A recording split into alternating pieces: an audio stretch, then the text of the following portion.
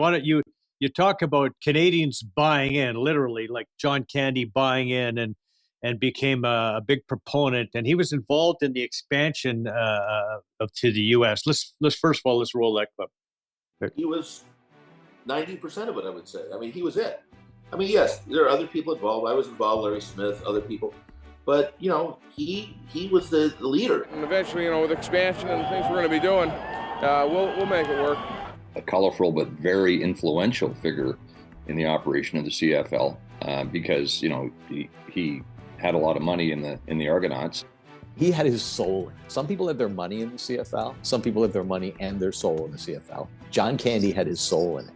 I guaranteed him not to have to put up more money than he did, so that when Wayne and I are covering losses that came about, but by the time the second year was around, and then later on, John never had to put up another nickel.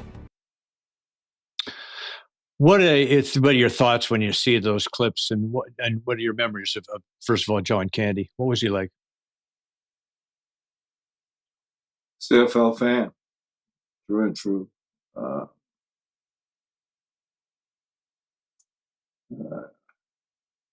It's pretty sad he's not here with us. He meant so much to us, the Argonauts, and to the CFL. Loved the game, loved the players, loved the whole concept of the CFL, Canadian. And I remember one of the things I remember the most was we were playing in Edmonton, and Carl Brazeley goes down on the field. And here comes John. He goes on the field before the trainers could get there and before I could hold him back. And he picks up Carl Brazeley and walks him off the field. Finally, I said, get the trainers in. And so the trainers get in, and I had to kind of pull him aside. I said, John, don't do that. He goes, why?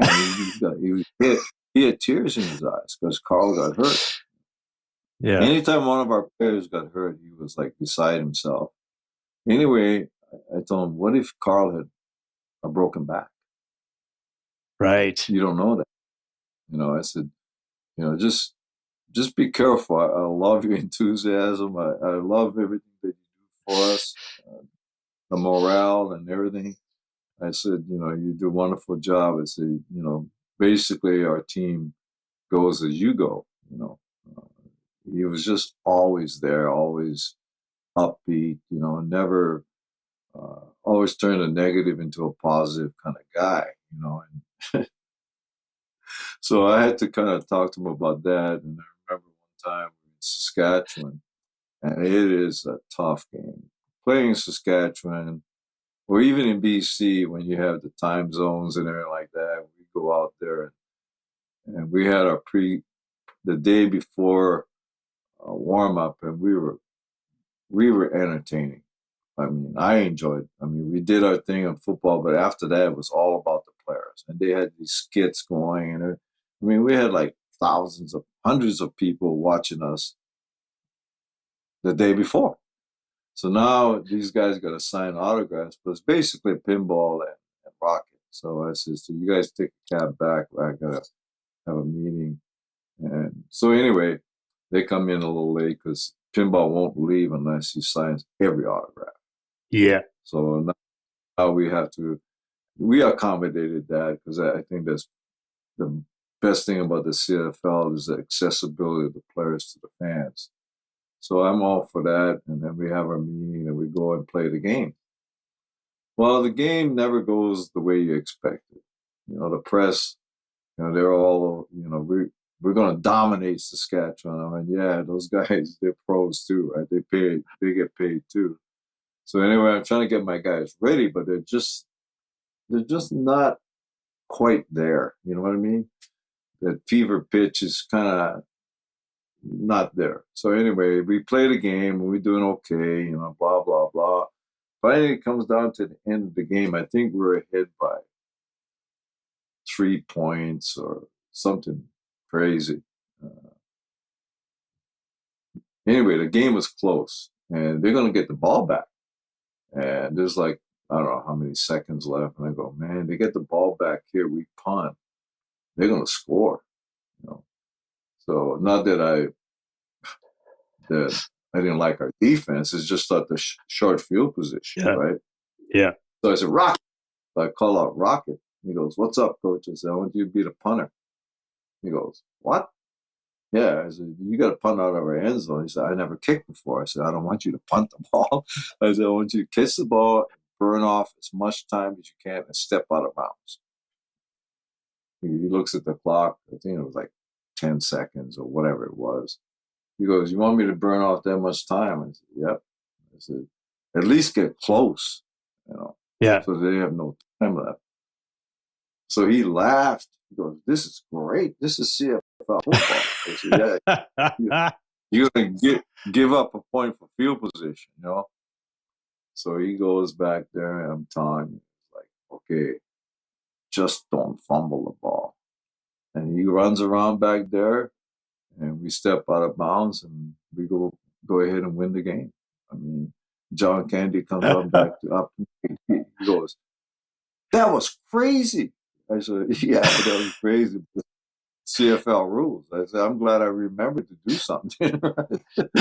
So he said, man, that was so exciting. He says, we got to do that again. I said, I prefer not to. I prefer to get up 3 touchdowns and not worry about that kind of stuff, right? So we get out of there with a win. So he goes to me. He said, I'm flying my private jet. I said, okay. He said, I want you to come with me. I said, no, I travel with the team. I said, I'm the head coach. I stay with the team. He goes, oh, no, we'll let us. I said, no, John, I'm with the team. I said, but you can take my captains. You know, I had Ferroni, Moan, and then I had Mazzotti and those guys, right? I said, take the Canadians. You know. So he goes, I think Donegan went with him too. They got on the airplane. All they did was celebrate the whole trip. So we had to get into Toronto, and I know we have rundown, you know, where the guys come off the plane. We go to the facility, we check all the injuries, we go for a rundown, and then get the sweat back up, get rid of lactic acid, get into a meeting, look over the videotape, start for next week. Well, these guys that went on the airplane, they're not doing too good. Sleeping. He goes, no, they aren't sleeping. They were like, they got toothpicks in their eyelids, right? And I go, what's up? Mazzotti goes, coach, there was not a cap that went on the back on the bottle. I went, what? He says, John screwed the cap of alcohol, and they partied all the way back.